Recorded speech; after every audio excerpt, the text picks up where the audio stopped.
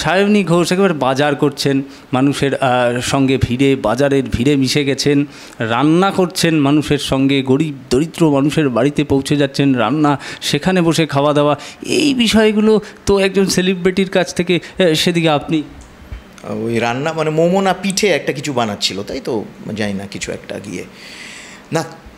Vote কি কি করায় মানুষকে, এরা হয়তো সাধারণ পরিস্থিতিতে বাজার দোকান এইসব করতো না, হয়তো সাধারণ পরিস্থিতিতে গিয়ে বাজারে গিয়ে মানুষের সাথে বসে কথা বলা এগুলো তারা করতো না, তারা তো সেলিব্রিটি। কিন্তু ভোটের মুখে করতে হচ্ছে, উপায় নেই।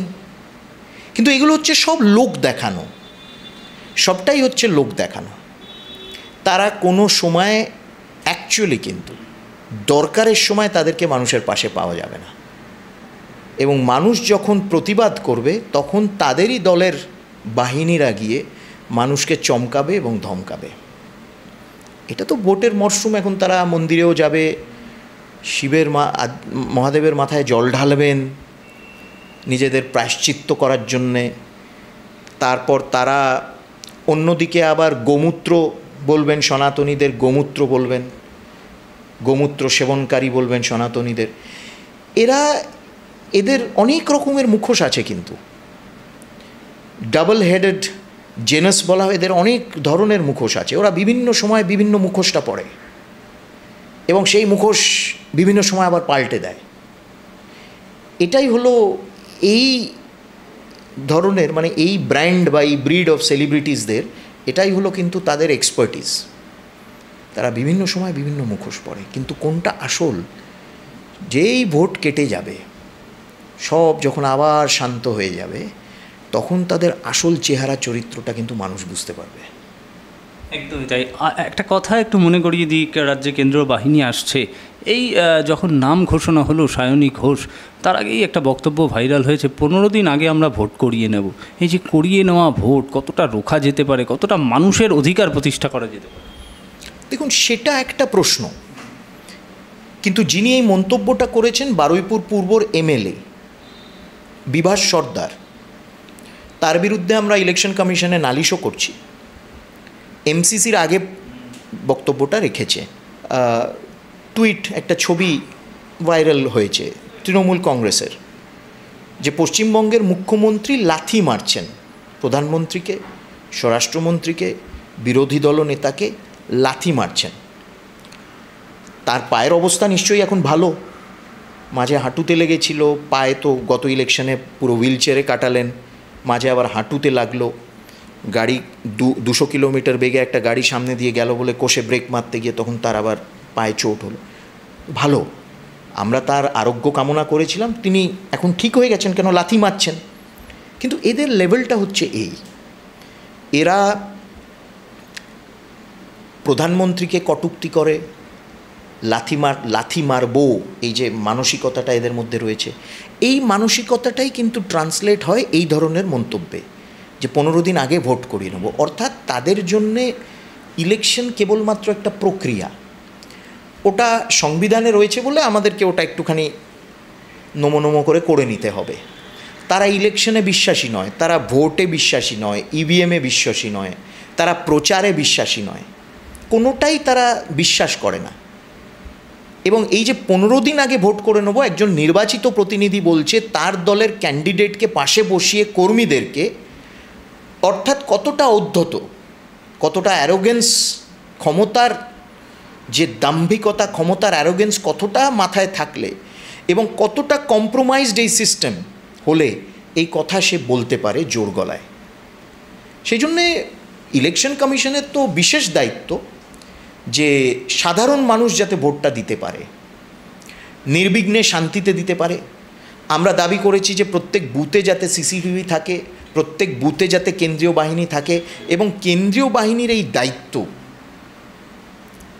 এবং ইলেকশন কমিশন, যেহেতু ইলেকশন কমিশন ইলেকশনটা করাচ্ছে, তাদের এটা দায়িত্ব, এবং এই ধরনের এলিমেন্টসদেরকে আইদার কোয়ারেন্টাইন করা কিংবা তাদের মুভমেন্ট রেস্ট্রিক্ট করা, এটা ইলেকশন কমিশনের ভেবে দেখা উচিত।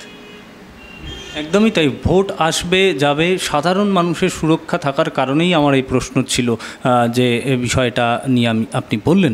কিন্তু আরও একটি বিষয়, বামেদের পক্ষ থেকে একদম বক্তব্য সরাসরি আসছে যে বিজেপিকে যাদবপুর লোকসভা কেন্দ্রে সিরিয়াস নেওয়ার কোনো কারণই নেই, মানুষ সিরিয়াস নিচ্ছে না, কারণ ভারতীয় জনতা পার্টি কেবলমাত্র অনলাইন পোর্টালে, মিডিয়াতে এবং টিভিতে, ফেসবুকে অভিমত করছে, সেখানে যাদবপুরের মানুষ সিরিয়াস নিচ্ছে না। বামেদের বক্তব্য একেবারে, যাদবপুর লোকসভা কেন্দ্রের প্রার্থী বলছেন বামেদের প্রার্থী।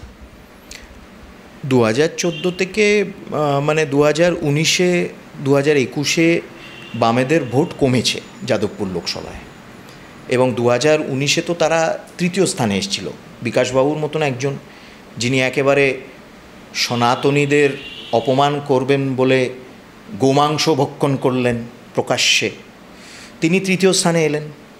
সেজন্যে বামপন্থীদের নিজেদের আত্মসমীক্ষা করা উচিত, কেন তাদের ভোট শেয়ার কমছে, পার্টি বাড়ছে না, পার্টিটা ক্রমশ কমে আসছে, এবং আলটিমেটলি তারা দেখবে যে আগামী কয়েক বছরের মধ্যে পার্টিটা শুধু পলিট ব্যুরোর বিল্ডিংয়ের মধ্যেই সীমিত থাকবে। দিল্লিতে একেজি ভবনে পলিট ব্যুরো, মানে বামপন্থী সিপিএম কোথায় না, পলিট ব্যুরোর ঘরের মধ্যে সব সদস্যরা বসে আছে, গিয়ে দেখবে ওই 5-6 জন বসে আছে। এটাই কি পার্টি? হ্যাঁ, এটাই পার্টি।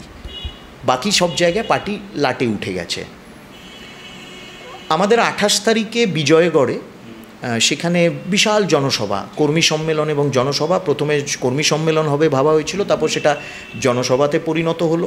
সেখানে যুব সংঘের মাঠ, যেটা 12 ভূতের মেলার মাঠ বলে, সেটা পুরো ভরে গেছিল, উপচে পড়া ভিড়, বাইরেও লোকজন দাঁড়িয়েছিলেন। বিজেপির ইতিহাসে এই ধরনের মিটিং যাদবপুরে বিজয়গড়ে আমার মনে হয় না আগে হয়েছে। বিপুল সাড়া সেই মিটিংয়ে, সারা আমাদের কার্যকর্তারা, জনসাধারণ। বামেদের একটু আত্মসমীক্ষা করা উচিত, কেন তারা খেলাটা খুব ভালোভাবে খেলছে তৃণমূলের সাথে, খুব কোঅর্ডিনেটেড ওয়েতে, এবং তারা নিজেদের ক্যাডারকে কনফিউজ করছে।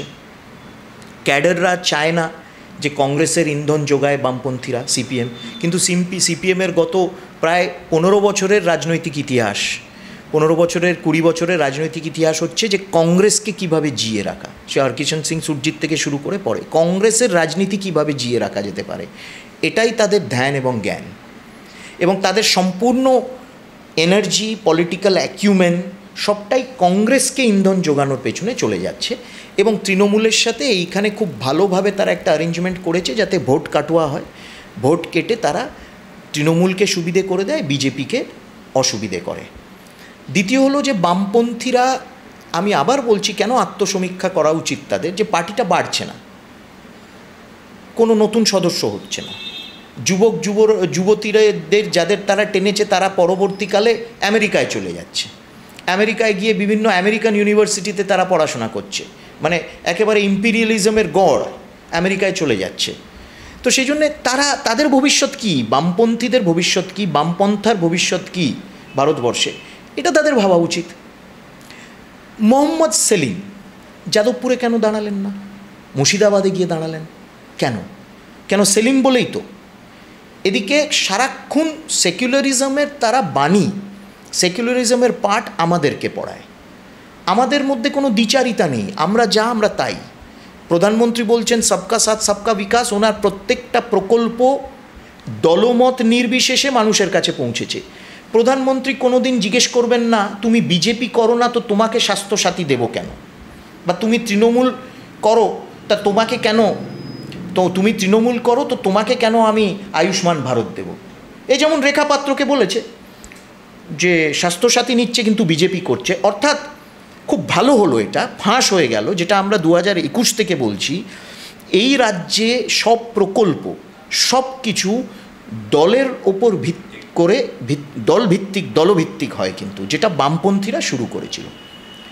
তারা দেখবেন বামপন্থীরা কোনো সময় নো ভোট টু মমতা বলে না, নো ভোট টু তৃণমূল বলে না, তারা সবসময় বলে নো ভোট টু বিজেপি, যেটা 2021-এ বোলপুর থেকে এই সমীরুল বাবু, যাকে রাজ্যসভায় পাঠিয়েছেন মমতা বন্দ্যোপাধ্যায়, সেই সমীরুল বাবু শুরু করেছিলেন নো ভোট টু বিজেপি। আমি নিজে দেখেছি সেটা। কেন একবারের জন্য বামপন্থীরা তো বলে না no vote to Trinamool Congress, শুনেছেন? আমি অন্তত শুনিনি। সেই জন্যে আমরা ফ্যাক্টর কিনা সেটা মানুষ বলবে। 17টা রাজ্যে আমাদের সরকার তা স্বীকার করেছে কোথায়? ফেসবুকে, মিডিয়ায়। না, ফেসবুকে মিডিয়া তো, সোশ্যাল মিডিয়া তো একটা বড়, এখন সোশ্যাল মিডিয়া একটা বড় দিক ক্যাম্পেনিংয়ে। তারাও নিজেরা তো এখন এআই ব্যবহার করছে। এআই চাপে পড়ে হঠাৎ এখন তারা টেকনোলজি ব্যবহার করছে। তা বলবো যে তারা আর্টিফিশিয়াল পার্টি বলে আর্টিফিশিয়াল ইন্টেলিজেন্স ব্যবহার করছে, সেটা তো বলছি না। আমরা যখন সোশ্যাল মিডিয়াতে আছি, আমরা বিজয়গড়ে 12 ভূতের মেলার মাঠেও রয়েছি। তারা কোথায় আছে? তাদের অবস্থান কোথায়? আমরা 17টা রাজ্যে রয়েছি, বিভিন্ন রাজ্যে আমরা 25 বছর রয়েছি। আমরা ত্রিপুরাতে রয়েছি, প্রথমবার আমাদের সরানোর চেষ্টা করলো, দ্বিতীয়বারের জন্য আমরা ক্ষমতায় এলাম। তারা কোথায়? দূরবীন দিয়েও দেখা যাচ্ছে না। সেই জন্য বলছি, যারা কমিটেড লেফটিস্ট, কমিটেড সিপিএমের সমর্থক, তাদের বলবো যে ভোটটা নষ্ট করবেন না। কেন এই দল কিন্তু আপনাদের দল আর না। কেন এই দল আপনারা ঘাম ঝরিয়ে সব একেবারে নিঃস্ব হয়ে এই পার্টিটাকে এখনও ধরে রেখেছেন, দাঁড় করিয়ে রেখেছেন। এই কিন্তু এই সীতারাম ইয়েচুরি যাচ্ছে, বিরিয়ানি খাচ্ছে মমতা বন্দ্যোপাধ্যায়ের সাথে পাটনাতে, দিল্লিতে, বম্বেতে, সেখানে বসে তারা মিটিং করছে। আবার এইখানে এসে বলছে আমাদের সাথে ওদের জোট নেই। এবং পুরো পার্লামেন্টের ভেতরও খুব কোঅর্ডিনেটেড ওয়েতে তারা ভারতীয় জনতা পার্টি এবং নরেন্দ্র মোদীকে অ্যাটাক করছে। আবার এখানে বলছে কোনো আতাত নেই। পিনারাই বিজয়ন কেরালার চিফ মিনিস্টার, তার মেয়ে দুর্নীতিগ্রস্ত, সেখানেও ইনভেস্টিগেশন হচ্ছে। তৃণমূল কংগ্রেস চুপ করে রয়েছে, তাদেরকে কিছু বলছে না। অন্যদিকে আবার পিনারাই বিজয়ন, আপনি দেখবেন আদানিকে পুরো তাদের ভিনজিম পোর্ট, যেটা ডিপসি পোর্ট, সেটা 40 বছর আদানিরা ম্যানেজ করবে। আদানি সেটাকে কমপ্লিট করলো, বিজয়ন তাকে সার্টিফিকেট দিল এবং বিজয়ন বলল এই কেরালার মানুষের জন্য সবচেয়ে বড় একটা প্রকল্প, বিশাল, তারা উপকৃত হবে। আবার সেই বামপন্থীরা বলে মোদি আদানি, মোদি আদানি, মোদি আদানি করছে। কই, তারা তো বলছে না বিজয়ন আদানি করছে না। সেই জন্যে বামপন্থীদের এখন অবস্থা হচ্ছে, দে আর সুপ্রিমলি কনফিউজড। 1, supremely opportunist. 2 এবং 3 হলো যে তারা তাদের ক্যাডার, তাদের কমিটেড ভোটার্স, তাদের কমিটেড ওয়ার্কার্সদের প্রতি কিন্তু ওপরতলার নেতৃত্বরা কিন্তু অন্যায় করছে। নাহলে বলুন না যে আজকে প্রসেনজিৎ বোসের মতন একজন যুব নেতা বামপন্থীদের, সিপিএমের, তাকে ছেড়ে, পার্টি ছেড়ে চলে যেতে হলো কেন? কী নীতি, কী আদর্শ, কেন ছাড়লেন? তো তারা নিজেরা আত্মসমীক্ষা করুক। ও বিজেপির দেখে নেবে। বিজেপি মানুষের সাথে রয়েছে। আমরা প্রধান বিরোধী দল, এখানে অ্যাসেম্বলিতে বামপন্থীদের কোনো রকম অস্তিত্বই নেই। কেন অস্তিত্ব নেই? 35 বছর এখানে রাজত্ব করলো, এখানে সরকার চালালো, তারা একদিন বামশূন্য হয়ে গেল অ্যাসেম্বলি। তারা সেইগুলো একটু ভাবনা চিন্তা করুক। বামেদের ভোট দিয়ে ভোটটা নষ্ট হবে। কেন আমরাই ক্ষমতায় আসবো, দিল্লিতে আমরাই ক্ষমতায় আসছি, কেন্দ্রে আগামী দিনে পশ্চিমবঙ্গে আমরাই ক্ষমতায় আসছি। সেই জন্যে পশ্চিমবঙ্গকে যদি মুক্ত করতে হয় এই দুর্নীতি, শাহজাহান শেখ, সন্দেশখালী মডেলের থেকে, যারা প্রকৃতপক্ষে পজিটিভ থিঙ্কিং বামপন্থীরা, তারা নরেন্দ্র মোদীকেই সমর্থন করবেন, কিন্তু এটা আমার বিশ্বাস। একদমই তাই। একদম শেষের দিকে আমরা চলে এসেছি। প্রার্থী আরও কথা বলেছেন, বোলপুর থেকে এসেছেন, কদিনের জন্য ভোট করবেন, চলে যাবেন মাঠে ময়দানে, রুটি রোজগারের লড়াইতে আমরাই আছি, ঘরের ছেলে। তাই এই যাদবপুরের ঘর আমার চেনা। উনি বোলপুর থেকে এসেছেন, চলে যাবেন। না, আমি যেহেতু সেলিব্রিটি না, উনি আমার সম্বন্ধে জানেন না। আমি বোলপুর থেকে, আমি তো যাদবপুরে পড়াশোনা করেছি, পিএইচডি করেছি যাদবপুরে, মাস কমিউনিকেশন, পিজি ডিপ্লোমা করেছি যাদবপুরে, নাকতলায় থেকেছি, এইসব চত্বর খুব অনেক ঘুরে বেরিয়েছি। আমি সেলিব্রিটি না বলে উনি জানেন না। উনি নিজে হয়তো সেলিব্রিটি, তার দলের তরুণ তুর্কি এবং মিডিয়া কভারেজও হয়তো অনেক পান বলে লোকে তাকে চেনে, আমাকে চেনে না। সাধারণ মানুষ যাদের চেনার তারা চেনে, অনেকে এগিয়ে আসে, তারা চেনে। কিন্তু আমি যেমন প্রশান্ত সুরকে খুব ভালো করে চিনতাম। ক্ষিতি গোস্বামীর সাথে আমার অসম্ভব ভালো একটা সম্পর্ক ছিল, আমাকে খুব স্নেহ করতেন। অশোক ঘোষ, এখনও অশোক ঘোষ চোখে দেখতে পেতেন না, কিন্তু আমাকে গায়ে হাত দিয়ে অনুভব করতেন যে আমি এসছি, স্নেহ করতেন। আমি দেবব্রত বিশ্বাস, ফরওয়ার্ড ব্লকের, বয়স হয়ে গেছেন এখন, অনেকেই সক্রিয় না। অবনী রায়, আরএসপির, তারা আমাকে খুব স্নেহ করতেন, পছন্দও করতেন। আমার মনে হয় সৃজনবাবুর হয়তো তখন সৃজনবাবু হয়তো স্কুলে টুলে যেতেন সেই সময়, বা জন্ম হয়তো হয়নি। হ্যাঁ, সেই জন্যে উনি জানেন না কোনটা বোলপুর কোনটা যাদবপুর, একটুখানি কনফিউশন হয়ে যায়। সে বলতে গেলে তো সোমনাথবাবু বোলপুর থেকেই এসেছিলেন মনে হয়, কিংবা যাদবপুর থেকে বোলপুর গেছিলেন। না, একেবারেই তাই।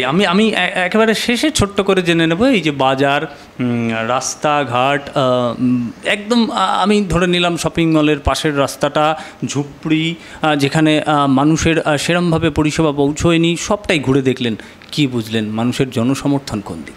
মানুষের জনসমর্থন, তারা নরেন্দ্র মোদী প্রধানমন্ত্রী, তিনি কি কাজ করেছেন সেটা মানুষ জানে, মানুষ বোঝে। আর খেটে খাওয়া মানুষের সরকার আমরাই মানুষের পাশে থাকি, আমরা মানুষের জীবন বরবাদ করি না। 35 বছরে 60,000 ফ্যাক্টরি পশ্চিমবঙ্গে বন্ধ হয়েছে। সৃজনবাবু কার পাশে থাকার কথা বলছেন? কার জন্যে কাজ করার কথা বলছেন? কোন খেটে খাওয়া মানুষের কথা বলছেন? একটা প্রজন্ম নষ্ট করে দিয়েছেন তারা। আমাকে বলতে হচ্ছে এই কথাগুলো, তারা নিজেরা আত্মসমীক্ষা করুন। খেটে খাওয়া মানুষের সরকার আমরা 14 কোটি মানুষের বাড়িতে কলের জল পৌঁছে দিয়েছি। পশ্চিমবঙ্গ পিছিয়ে রয়েছে, তাও 76 লক্ষ গ্রামীণ বাড়িতে পশ্চিমবঙ্গে আজকে কলের জল পৌঁছেছে। But it is at the lowest. কেন? পশ্চিমবঙ্গের সরকার গড়িমসি করছে। 520 কোটি টাকা দিয়ে রাজপুর, বারুইপুর, সোনারপুর অঞ্চলে 520 কোটি টাকা বরাদ্দ হয়েছে জল সরবরাহের জন্য। কাদের জন্য? যাদের বাড়িতে কল নেই, জল নেই, যে খাওয়ার জল, পানীয় জল পৌঁছচ্ছে না। সৃজনবাবুরা কোন খেটে খাওয়া মানুষের কথা বলছেন? প্রধানমন্ত্রী স্বনিধি প্রকল্পের অন্তর্গত হকার্সরা 50,000 টাকা করে লোন পেয়েছে, এবং সারা দেশে বিপুল সারা।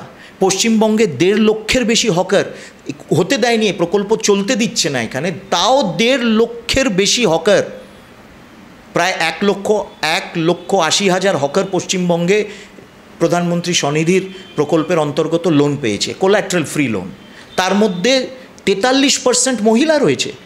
কোন খেটে খাওয়া মানুষের কথা বলছেন? কোন প্রধানমন্ত্রী ভেবেছিল এই কথা? 4টে ইএসআই হসপিটাল পশ্চিমবঙ্গে খোলা হয়েছে গত 10 বছরে। জনঔষধি কেন্দ্র যাতে কম দামে, আরও বেশি, একেবারে ঠিক মূল্যে, ন্যায্য মূল্যে, কম দামে বেসিক মেন যে ওষুধগুলো সেগুলো সাধারণ মানুষ পায়, তার ব্যবস্থা করে দিয়েছে প্রধানমন্ত্রী। কোন খেটে খাওয়া মানুষের কথা বলছেন সৃজনবাবুরা? এদের কথা তো কেউ ওনারা তো কোনো দিন বলেননি। তাহলে আজকে শৌচালয়ের কাজ মোদিকেও করতে হতো না। 80,000 কোটি পশ্চিমবঙ্গের খাতে খরচা হয়েছে, নরেন্দ্র মোদী সরকার করেছে ফর খাদ্য সুরক্ষার জন্য, ফুড সিকিউরিটি। কোন খেটে খাওয়া মানুষের পাশে ওরা দাঁড়াবে বলছে? তাদের পাশে আমরা দাঁড়িয়ে রয়েছি। আমাদের এইখানে কাজ করতে দিচ্ছে না, তারা চুপ করে থাকে, সিপিএম চুপ করে থাকে। একবারের জন্য সিপিএম সরব হয়েছে? মিড ডে মিলের টাকা আসছে, সেখানেও 100 কোটির দুর্নীতি, সিপিএম সরব হয়েছে? মিড ডে মিল কারা পায়? একেবারে প্রান্তিক স্তরের বাচ্চারা পায়। তাদের মিড ডে মিলে গাফিলতি, সেখানে বাজে কোয়ালিটির চাল দেওয়া হচ্ছে, এক্সপায়ারি ডেট মশলা ব্যবহার করা হচ্ছে, সাপ্লিমেন্টারি যে ওষুধগুলো দিতে হয় সেগুলো এক্সপায়ারি ডেট ওষুধ ব্যবহার করা হচ্ছে। সৃজনবাবুরা কথা তুলেছেন এই বিষয়ে। তাদের অন্ধ বিরোধিতা হচ্ছে নরেন্দ্র মোদী। নরেন্দ্র মোদী ব্যক্তি আক্রমণ তারা করেছে, নরেন্দ্র মোদীকে ব্যক্তিকে তারা শেষ করতে চায়, এবং সেই জন্যে তাদের এই খেটে খাওয়া মানুষের পাশে দাঁড়ানোর নাটকটা মাঝে মাঝে করতে হয় তাদেরকে। তাদের রেকর্ড আমাদের জানা আছে, কে কত খেটে খাওয়া মানুষের পাশে দাঁড়িয়েছে। পিনারাই বিজয়নকে জিজ্ঞেস করুন যে তিনি তার স্বজন পোষণ কেন করছেন একজন কমরেড হয়ে, এবং তার মেয়ের এত দুর্নীতি কেন, কোথা থেকে তিনি টাকা এসছে, কিভাবে ফান্ডিং হয়েছে, কেন তদন্ত করতে হচ্ছে, জিজ্ঞেস করুন।